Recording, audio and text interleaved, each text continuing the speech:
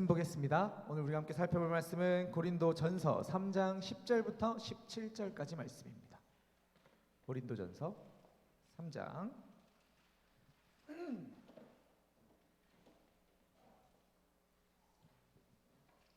10절부터 17절까지 말씀. 한 절씩 교독하실까요? 저부터 읽겠습니다. 내게 주신 하나님의 은혜를 따라 내가 지혜로운 건축자와 같이 터를 닦아두매 다른 이가 그 위에 세우나 그러나 각각 어떻게 그 위에 세울까를 조심할지니라. 이 닦아둔 것 외에 능히 다른 터를 닦아둘 자가 없으니 이 터는 곧 예수 그리스도라. 만일 누구든지 금이나 은이나 보석이나 나무나 풀이나 지프로 이 터 위에 세우면 각 사람의 공적이 나타날 터인데 그날이 공적을 밝히리니 이는 불로 나타내고 그 불이 각 사람의 공적이 어떠한 것을 시험할 것입니다. 만일 누구든지 그 위에 세운 공적이 그대로 있으면 상을 받고 누구든지 그 공적이 불타면 해를 받으리니 그러나 자신은 구원을 받되 불 가운데서 받은 것 같으리라. 너희는 너희가 하나님의 성전인 것과 하나님의 성령이 너희 안에 계시는 것을 알지 못하느냐. 누구든지 하나님의 성전을 더럽히며 하나님이 그 사람을 멸하시리라. 하나님의 성전은 거룩하니 너희도 그러하니라. 아멘. 네, 오늘은 우리가 함께 읽은 이 말씀을 하나님의 집이라는 제목으로 살펴보려고 합니다. 한 2주 되었나요? 한 청년이 과제를 하시는데 집과 관계된 동화가 뭐냐? 나 물어봤습니다. 집과 관계된 동화 뭐 있을까요, 여러분? 그렇죠. 역시 일반적이셔. 네, 저도 아기돼지 삼형제라고 얘기했습니다. 그거 아닌데 뭐 이렇게 얘기하시긴 하셨는데 오늘 설교를 시작하면서 이 동화 아기돼지 삼형제에 대해서 한번 얘기하고 오늘 설교를 한번 시작해 볼까 합니다. 어느 날 내용부터 한번 짚어볼까요? 다 아시겠지만 아기돼지 삼형제가 집을 떠나 각자의 집을 짓게 되었습니다. 독립을 했어요. 첫째 돼지는 금방 지어지는 집으로 후다닥 집을 지었고 쉬었습니다. 둘째 돼지도 이게 집보다는 나무가 좀 나무 정도는 해야 되지 않나라고 생각하면서 나무라는 재료로 나무로 집을 지었습니다. 첫째보다는 조금 더 오래 걸리긴 했지만 그래도 어쨌든 금방 짓고 쉬었어요. 막내 돼지는 애가 좀 이렇게 꽉 막힌 애인가 봐. 그래가지고 이 집은 자고로 돌로 지어야지라고 하면서 벽돌로 튼튼하게 집을 지었습니다. 오래 걸리긴 했지만 더없이 튼튼한 집을 지었습니다. 이렇게 각자의 집에서 편안하게 지내던 아기돼지 삼형제였습니다만 역시 어느 날 늑대가 나타났습니다. 첫째의 집은 늑대가 한번 바람을 부니까 다 날아가 버렸고 그래서 이제 사실 동화 원전은 늑대 밥이 됩니다. 도망가서 둘째 집으로 간 게 아니고요. 늑대 밥이 됩니다. 자, 둘째 집도 통나무라 얼마간 버티긴 했으나 결국 늑대에서 무너졌고 둘째 돼지도 늑대의 밥이 됩니다. 이제 마지막 꽉 막힌 셋째 돼지만 남았습니다. 이런저런 시도를 해봤는데 후 불기도 하고 몸통 박치기도 해보고 했는데 이게 집이 안 부서지는 거예요. 그래서 이거 안 되겠네 라고 해서 원전을 보시면요, 늑대가 막내 돼지를 꿰내려고 유인을 합니다. 시장에서 만나자 이렇게 얘기하고 이렇게 하는데 막내 돼지가 그걸 다 거부하죠. 약속 시간보다 1시간 일찍 나가서 살아남았다라는 내용들도 있더라고요. 어찌됐든 막내 돼지는 지혜롭게 그 늑대의 유혹에 넘어가지 않았고 오히려 그럼 저 뚫려있는 굴뚝으로 들어가겠다라고 한 늑대 돼지가 굴뚝으로 올라가는 동안에 뜨거운 솥을 준비해서 막내 돼지가 오히려 늑대를 처리합니다. 이렇게 늑대가 최후를 맞이하면서 행복하게 살았더라. 이런 이야기인데요. 이런 아기돼지 삼형제가 주는 교훈이 뭐죠? 집을 튼튼하게 지어야 된다. 철저한 준비와 투자, 노력은 배신을 하지 않는다라는 거죠. 자, 그러나 저는 여기서 이 이야기 가운데 다른 것에 한번 주목해 보려고 합니다. 바로 각 돼지들이 준비한 그 집의 재료들입니다. 지프로 지은 집, 나무로 지은 집, 벽돌로 지은 집. 물론 노력과 시간적 투자도 당연하겠지만 각 돼지들이 전혀 다른 결과를 만나게 된 것은 결국 그 집의 재료의 차이가 아니냐라는 겁니다. 첫째 돼지나 둘째 돼지가 집과 나무로 그 동화에서 묘사된 것처럼 대충 짓지 않고 최선을 다해서 지었다 손치더라도 대궐 같은 집을 짓고 집도 다 이렇게 꼬아가지고 기가 막히게 집을 지었다 손치더라도 나무를 조각하고 멋지게 만들었다 손치더라도 그 동일한 재료로 지었기 때문에 집히고 어쨌든 나무이기 때문에 늑대의 밥이 되었을 것이다 라는 거죠. 그들이 비록 벽돌로 작게 대충 지었더라도 그 재료가 벽돌이니까 집이나 나무보다는 보다 더 버틸 수 있지 않았을까라는 겁니다. 좋은 재료로 집을 지어야 한다. 그래야 어려움이 닥쳤을 때 버틸 수 있다라는 거죠. 이렇게 결론을 내보자면 오늘 본문 속의 내용이 이 동화와 결을 같이 합니다. 지난주에는 사도 바울이 교회를 밭으로 비유했습니다. 누군가는 씨를 심고 누군가는 물을 주지만 결국 하나님의 능력으로 성령의 역사하심으로 무럭무럭 자라가는 하나님의 밭이 바로 교회라고 선포했어요. 그리고 지난주 말씀 말미에 사도 바울은 이렇게 말씀합니다. 3장 9절 말씀 같이 한번 읽어볼까요? 시작. 우리는 하나님의 동역자들이요 너희는 하나님의 밭이요 하나님의 집이니라. 네, 하나님의 집이니라. 여기에 이 집이라는 단어는 정확하게는 건축의 과정을 통해 생긴 결과물, 건축의 과정을 통해 생긴 결과물, 간단하게 건축물입니다. 이 건축물에 사람이 살면 집이 되고요, 하나님이 거하시면 성전이 되고, 아기 돼지가 살면 돼지 우리가 되는 거죠. 네, 건축물이다 라는 겁니다. 집이라는 단어가 따로 있기 때문에 건축물로 번역하는 게 옳은 번역이다 기억해 주시면 좋겠고요. 이 단어는 이 고린도전서에서 참 유용하게 사용되는 단어입니다. 나중에 뒤에 14장에서 우리가 한번 깊이 있게 다뤄볼 건데, 이 단어에 대해서 거기서는 이 똑같은 단어가, 여기 집이라고 번역된 건축물이라는 뜻을 갖고 있는 이 단어가 덕이라고 번역이 되고 있어요. 14장을 보시면 덕덕덕덕, 교회에 덕을 세운다, 덕덕덕덕, 이 덕이다, 여기 건축물과 동일한 단어입니다. 어찌됐든 그건 그때 가서 살펴보도록 하고, 어쨌든 이게 건축물이다 라는 것만 먼저 기억해 주시면 좋겠어요. 자, 그리고 바로 이 단어에서부터 너희는 하나님의 집이다 라고 얘기하는 이 바울의 선포로부터 사도 바울은 고린도 교회를 건축물로 비유하기 시작합니다. 그리고 그 논지를 쭉 이끌어 가죠. 본문 10절 말씀. 내게 주신 하나님의 은혜를 따라 내가 지혜로운 건축자와 같이 터를 닦아 두매 다른 이가 그 위에 세우나 그러나 각각 어떻게 그 위에 세울까를 조심할지니라. 건축물의 비유를 들면서 사도 바울은 가장 먼저 자기 자신을 지혜로운 건축자로 묘사합니다. 여기에 이 건축자라는 단어는요, 단순히 일하는 인부 아닙니다.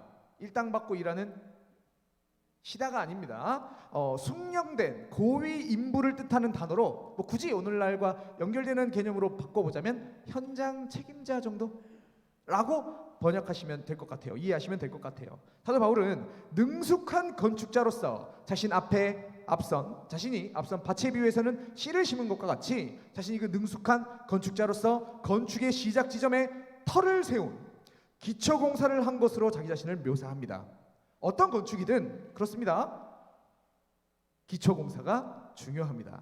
기초를 어떻게 닦는지가 이 건물의 수명을 결정하죠. 기초 공사가 부실하다면 그 건물은 지반이 무너지거나 함몰되어 아무리 멋들어진 건물을 이어서 지어낸다 할지라도 그 구조물 자체가 위험해질 수밖에 없다라는 겁니다. 지금 사도 바울은 그렇게 중요한 작업을 내가 했다라고 밝히고 있는 거예요. 자, 그러나 사실 여기서 사도 바울이 강조하고 있는 건 자신이 했다라는 자기 자신의 사역이 아닙니다. 지난주에 살펴보았던 바로 앞단락에서 자신은 아무것도 아니다라고 먼저 이야기한, 오직 하나님이 하신 것이다라고 이야기한 본문들이 있지 않았습니까? 그렇죠?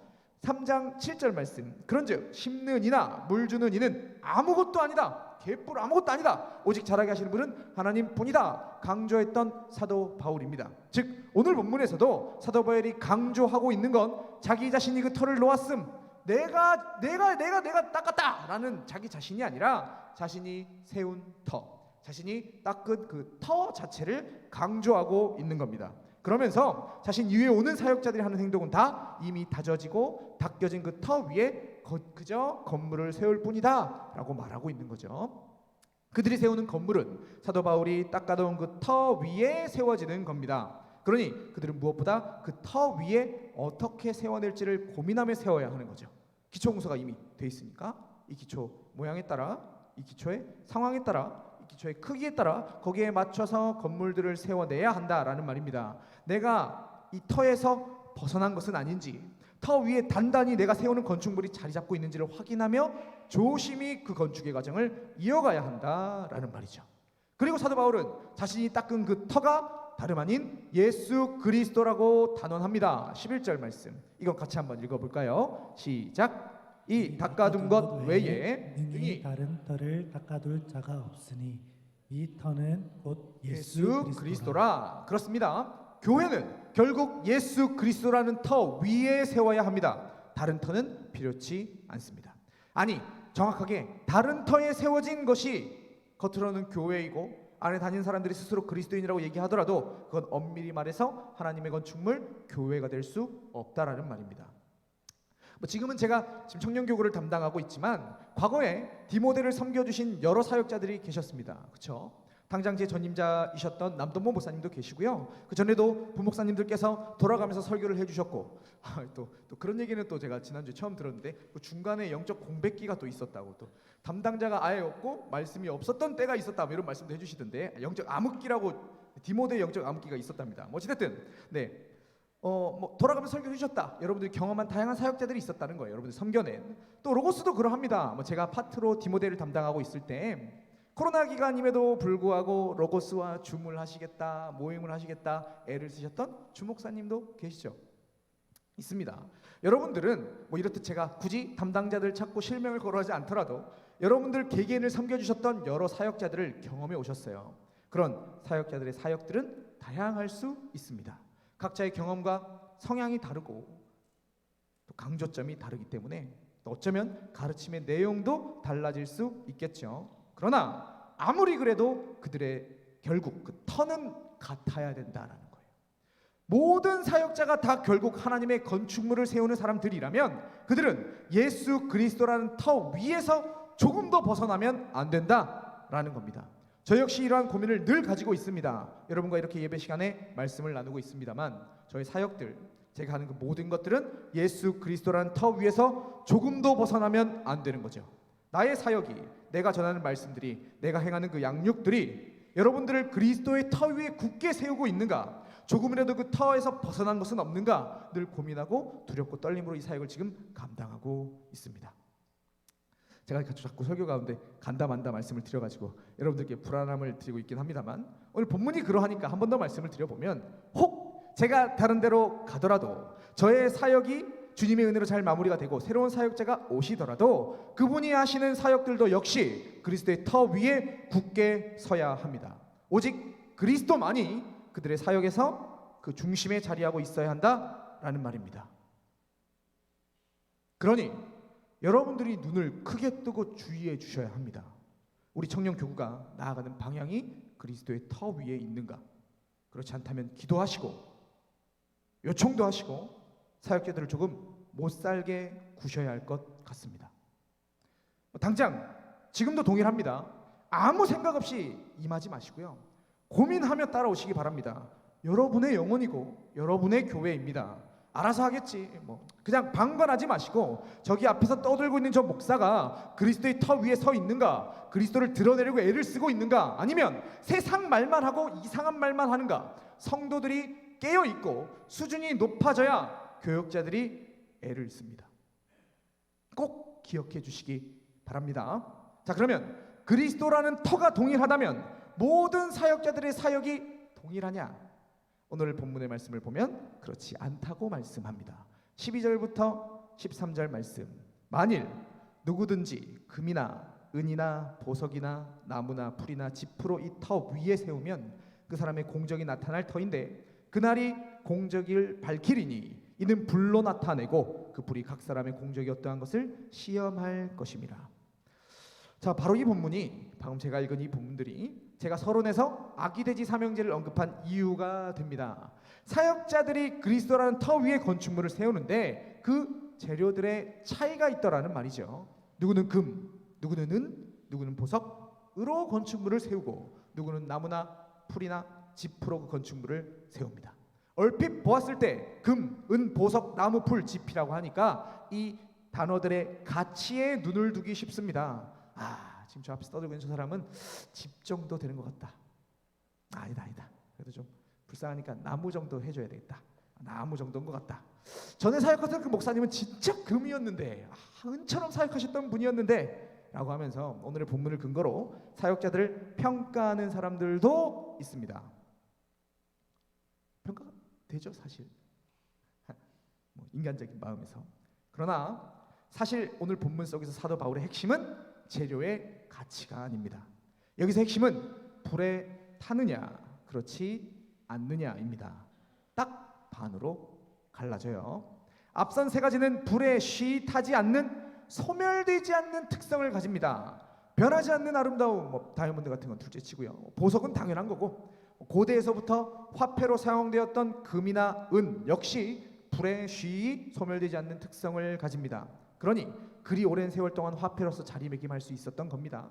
그러나 뒤이어 나오는 나무, 풀, 짚은 바로 뒤에서 언급되는 이 불이라는 개념을 생각했을 때 아무런 의미 없이 타버릴 것들, 금방 사라져버릴 것들을 연상케 하는 재료들입니다. 여러 사역자들을 경험하셨고 지금도 제가 여러분들을 섬기고 있지만 각 사역자들이 지어낸 건축물은 결코 똑같지 않습니다. 누군가는 금으로, 또 누군가는 저처럼 짚이나 풀로 모자라게 사역할 수 있습니다. 그러나 그게 중요한 게 아닙니다. 사역의 양상, 강조점은 사람마다 그들에게 주어진 은사로 언제든지 달라질 수 있으나 그 사역이 그리스도 터 위에 서 있느냐, 예수 그리스도가 드러나고 그분을 이야기하고 그분의 가르침 위에 든든히 서 있느냐, 이게 있다면 혹 모자라도 받아들일 수 있는 거예요. 그러나 그 사역이 불을 만났을 때는 결국 드러나게 되는 거죠. 판별되게 되는 겁니다. 언젠가 불의 시험이 닥쳤을 때 그들이 쌓아놓은 것들이 다 살라질 수 있다라는 말입니다. 불의 시험을 견디는가 아니면 다 살라져 없어져 버리는가, 그것이 각 사역자들이 하나님의 건축물을 지어낼 때 꼭 기억해야 할 것입니다. 그럼 오늘 본문이 말하고 있는 불이 무엇인가? 그 모든 공적들을 드러내고 또 다 불로 태워서 남는지 남지 않는지를 시험하는 이 불이 무엇인가에 대해서 많은 주장들이 있습니다. 천주교에서는 이걸 가지고 연옥을 얘기하기도 합니다. 걔들 좀 이상한 것 같아. 어쨌든 그날 여러 주장들이 있습니다만 여기서 중요한 건요, 그날이라는 거예요. 그날 이 불로 모든 공적들이 드러나게 되는 그날, 이게 중요합니다. 그리고 이 날에 대한 해석은 누구도 이견이 없어요. 다 예수 재림의 날이라고, 하나님의 심판의 날이라고 확정하고 있습니다. 이 땅의 사역자들이 열심히 사역한 것, 그들이 쌓아놓은 그 건축물들은 결국 그 마지막 심판 때에서 밝히 드러나게 될 것이다 라는 말입니다. 그때 사역자들은 자신의 사역을 주님 앞에서 결산하게 되겠죠. 뭔지 알 수 없지만 불이 지나갈 것이고 불로 인해 남아있는지 남지 않는지를 확인받게 될 것입니다. 그리고 결과에 따라 상과 해를 받게 되는 거죠. 제가 안 넘어갔구나. 네, 14절부터 15절 이거 같이 한번 읽어볼까요? 시작. 만일 누구든지 그 위에 세운 공적이 그대로 있으면 해를 받으리니, 그러나 자신은 구원을 받되 불 가운데서 받은 것 같으리라. 누구든지 불이 지난 후에 자신이 세워낸 건축물이 남아있다면 상을 받게 될 것이고 공적이 싹 불타버리고 없어지면 해를 받습니다. 공적 이렇게 하니까 뭔가 막 업적 같고 뭘 만들어낸 것 같고, 하지만 단순히 일이에요. 그들이 만들어낸 사역들, 그들이 한 사역들을 평가받는다는 말입니다. 물론 각 사역자가 이렇게 해서 실패한다 하더라도, 자기가 쌓아놓은 것들이 싹 불살라서 없어진다 하더라도 참 인상적인 게 그들 자신은 구원을 받기는 할 것이다 라고 얘기합니다. 그죠? 그러나 자신은 구원을 받는데, 근데 불 가운데서 받는 것 같으리라, 받은 것 같으리라 얘기합니다. 여기에 이 불 가운데서 받은 것 같다라는 말은요, 불구덩이에서 자기 자신만 살아남은 나무 조각 같은 느낌을 우리에게 제공합니다. 불이 확 지나갔어요. 다른 것들은 다 타버렸는데 어찌저찌 남아있는 건덕지가 남더라는 거예요. 그걸 들어보니까 걔가 사역자더라, 뭐 이런 말이죠. 함께 열심히 쌓았는데 자기 자신만 겨우 구원받는 그런 초라한 느낌을 이 표현이 제공하고 있습니다. 자, 그럼 마지막으로 이 본문 속에서 사역자들이 열심히 쌓은 건축물, 불에 타고 남고 하지 않고 이런 것들을 결정하는 이 건축물이 뭘까요? 이미 쭉 논지를 이끌어오면서 대충 뭐겠구나 감들이 오실 수 있습니다. 마지막 16절부터 17절 이 말씀도 같이 한번 읽어볼까요? 시작. 너희는 너희가 하나님의 성전인 것과 하나님의 성령이 너희 안에 계시는 것을 알지 못하느냐? 누구든지 하나님의 성전을 더럽히면 하나님이 그 사람을 멸하시리라. 하나님의 성전은 거룩하니 너희도 그러하리라. 누가 하나님의 성전이래요?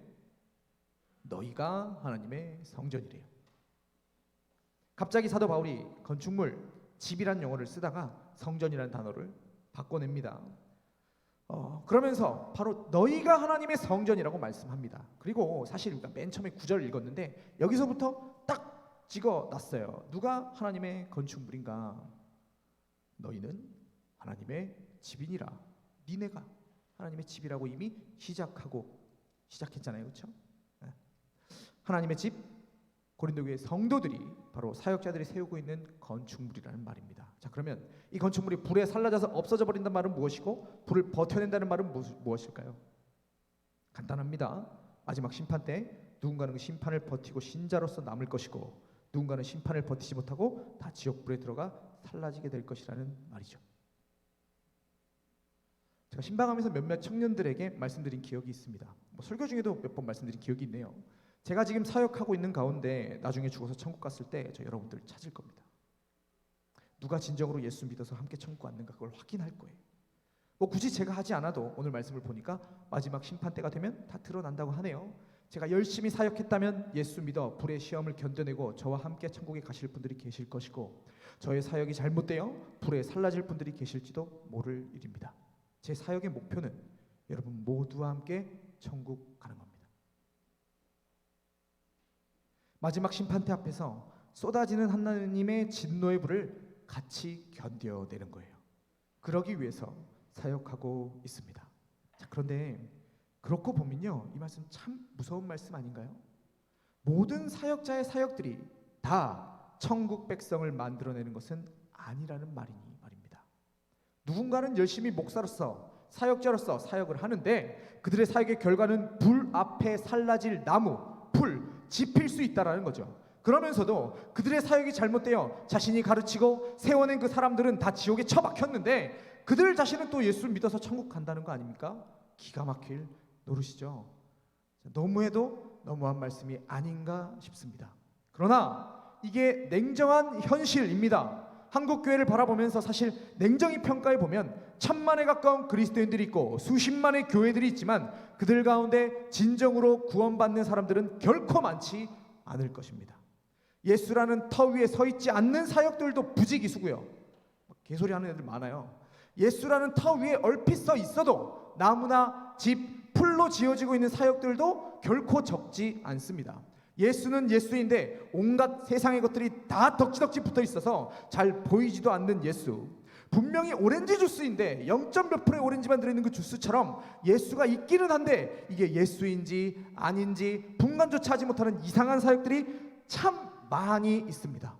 교회 가운데 쉬 구원을 선포해주고 죄의 자리에서 계속 허덕이고 있는데도 지적하지 않으며 그들의 영혼이 어떠하든지 대충 껍데기만 예수 믿는 것 같으면 내버려 두는, 실상 그들의 영혼을 말씀으로 복음으로 세워내기보다 대충 행사 위주로 돌려내고 내가 교회 생활을 잘하고 있는 듯 착각만 하게 만드는 그런 사람들 한국 교회에 많이 있습니다.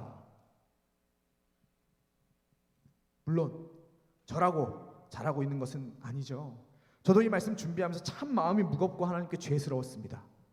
3년째 이곳에서 청년들과 부대끼며 사역하고 있는데 2년째 청년교구라는 이름으로 지금 귀한 사람들을 맡아 사역하고 있는데 과연 내 사역은 불을 버텨낼 수 있는 사역인가? 내 사역의 당사자들인 저들이 하나님의 심판불 앞에서 버텨낼 수 있는 사람들인가? 이런 질문들을 해보니까 제 마음이 답답해졌습니다. 썩 긍정적이지 않더라고요. 또한 동시에 마음이 굉장히 조급해졌습니다. 다 천국 갔으면 좋겠거든요. 한 분도 빼놓지 않고 같이 저 천국에 섰으면 좋겠거든요.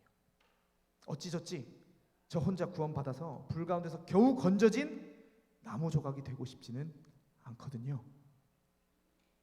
더 열심히 사역하겠습니다. 여러분 한 명 한 명을 그리스도의 터 위에 세워놓고 여러분을 하나님의 불심판을 버텨낼 수 있는 신자들로 만들어내려고 애를 써보겠습니다.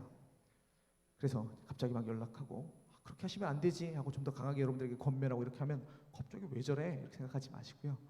이 말씀 생각하시면서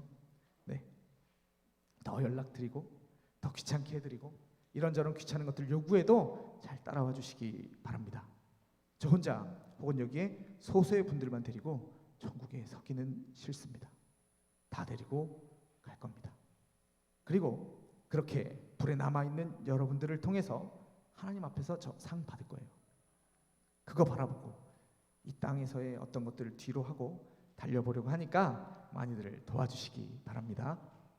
마지막으로 한 가지만 더 말씀드릴까요? 자, 그럼 이 본문은 사역자들에게만 해당하는 본문인가? 지금 여러분들에 대한 내용이 없잖아요, 그렇죠? 다 저에 대한 내용이었습니다. 제가 말씀 전하면서 제가 들었습니다. 회개하면서 열심히 하겠습니다. 자, 어쨌든 이 본문은 그러면 사역자들에게만 해당되는 부분인가요?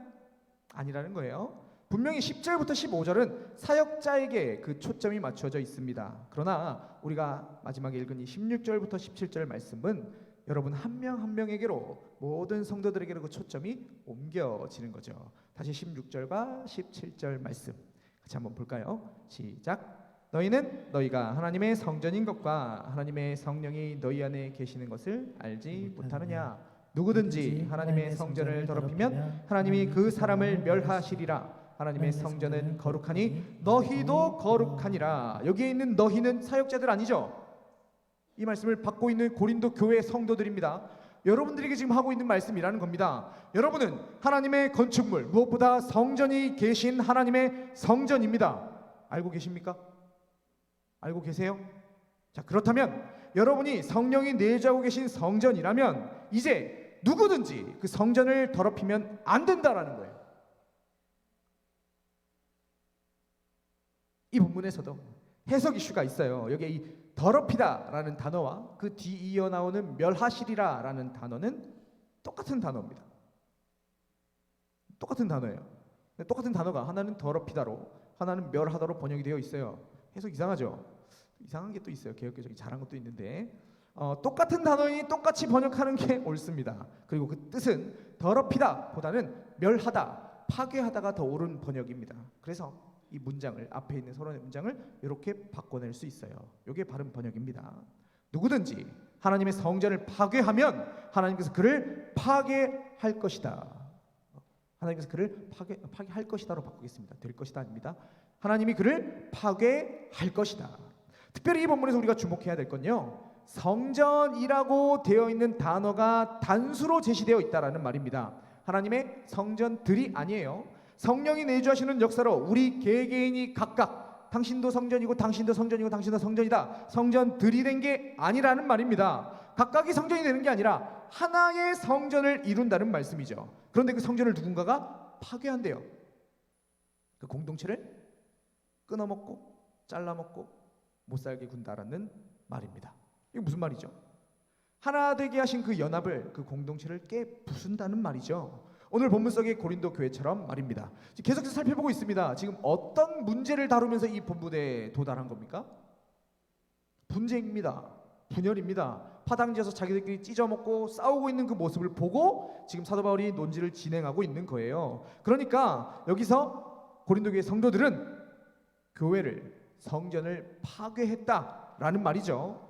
하나의 성전을 둘로 셋으로 찢어 놓았다는 겁니다. 그런 그들을 하나님은 가만히 두시지 않을 거다. 니네 찢어놨지? 하나님이 너 찢어버릴 거야 라고 얘기하고 있는 거예요. 하나님의 성전은 거룩한 것이고 성전된 교회 역시 거룩한 것이기 때문입니다. 하나님의 성전인 너희가 거룩하다라는 이 표현은 니네 하나님 거라는 말을 하고 있는 겁니다. 하나님의 것을 누가 찢는다? 거룩하신 그것, 그분의 거룩함이 담겨있는 하나님의 것을 누가 찢는다? 그럼 하나님이 그도 찢어버리겠다라는 무서운 말씀입니다. 사역자들은 모두를 말씀으로 구원받게 해야 합니다. 그러기 위해서 애를 쓰겠죠. 그리스도의 터 위에 한 명 한 명을 구원받는 자들로 하나님의 심판을 버텨낼 수 있는 금, 은, 보석들로 세워내야 합니다. 그러면 여러분들은 그 사역자들이 사역하는 그 사역을 따라서 교회의 하나됨을 추구해 주셔야 합니다. 마음에 안 들 수 있죠. 앞에서 떠드는 게, 앞에서 사역자가 진행하는 사역들이 마음에 안 들 수 있어요. 지난 사역자들의 사역들이 그리울 수도 있습니다. 그러나 지금 적어도 여러분들을 하나님께서 저에게 맡겨 두셨다면 제 사역에 쫓아와 주셔야 한다라는 거예요. 한 마음으로.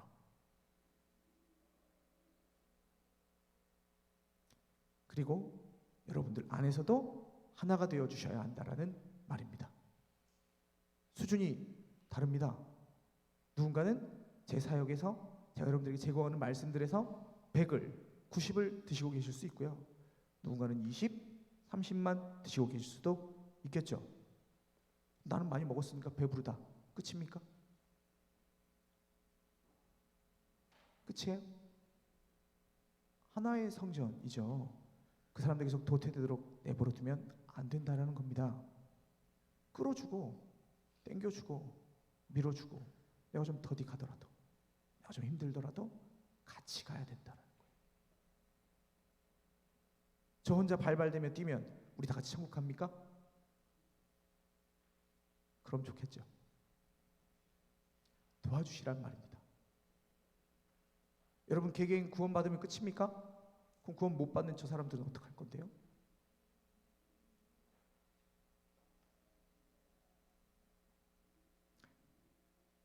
교회 하나됨을 지켜야 한다. 찢어놓으면 안 된다. 교회를 파괴하면 주님께서 그 사람을 파괴시켜 버리실 것이다. 이 말씀 앞에서 우리가 결단해야 하지 않을까 생각해 봅니다. 찬양팀들 등단해 주시고요. 오늘은 고린도전서 3장 10절부터 17절의 말씀을 중심으로 하나님의 건축물에 대해서 살펴보았습니다. 모든 사역자가 하나의 건축물을 짓습니다.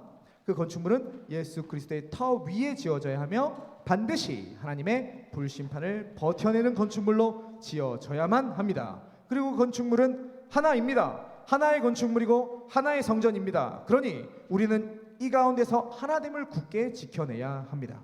하나님의 것을 파괴하는 자를 하나님이 결코 가만히 내버려 두시지 않습니다. 자신의 것을 파괴한 그를 하나님은 반드시 파괴시켜 버리실 것입니다. 두렵고 떨림으로 주어진 말씀들 양육들에 동참해 주시고 나만 혼자 구원받는다고 희낙낙하지 마시고 함께 도와주십시오.